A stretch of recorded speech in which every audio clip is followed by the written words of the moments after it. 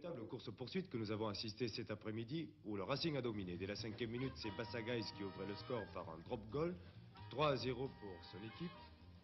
Puis, sur une percée de Moulian, c'est Sobion, le 3e ligne, qui allait marquer encore sous les poteaux. Lavie, l'arrière, venait transformer, 8-0 pour le Racing à la 10e minute. Dès lors, les Béglés étaient obligés de réagir et sur une mêlée ouverte après une touche, la balle va franchir la merveilleuse attaque béglaise. Cafouillée légèrement à l'aile, elle sera reprise et l'attaque repartira. Ce sera finalement Dubois, le capitaine, qui s'emparera du ballon et ira marquer l'essai à la 17e minute.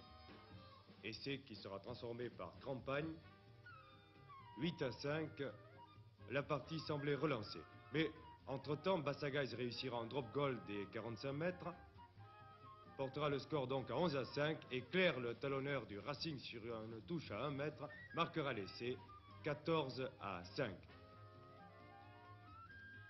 Et la première mi-temps va se terminer sur une fort belle action des champions de France. Les Béglés vont montrer qu'ils ont la grande classe, vont courir, tromper Lavie, et c'est Malter qui marquera l'essai à la 37e minute. Essai qui sera transformé par Campagne, 14-10, ce sera le score à la mi-temps. Le deuxième temps verra à nouveau le Racing repartir par ses avants, des avants qui ont fait vraiment une très belle partie. Et regardez ici, la balle a été cafouillée sur une faute de Morlaes et c'est Tesser, le 2e ligne, qui ira la porter en terre promise. Pas de transformation, 17-10. Là, ce sera une pénalité sifflée par M. Filiatre, que Campagne met à profit pour réduire le score 17-13 à la 52e minute. Et ensuite, Bassagaïs, lui, reprendra l'avantage pour son équipe, 20-13 sur un drop goal à la 53e minute.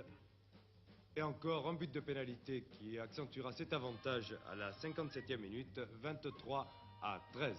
Enfin, la partie se terminera par une furia d'attaque des Béglés qui essaieront de remonter ce handicap.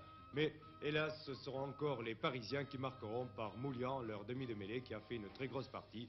26-13, c'est le score vraiment inespéré pour les Parisiens, très applaudi par les Toulousains.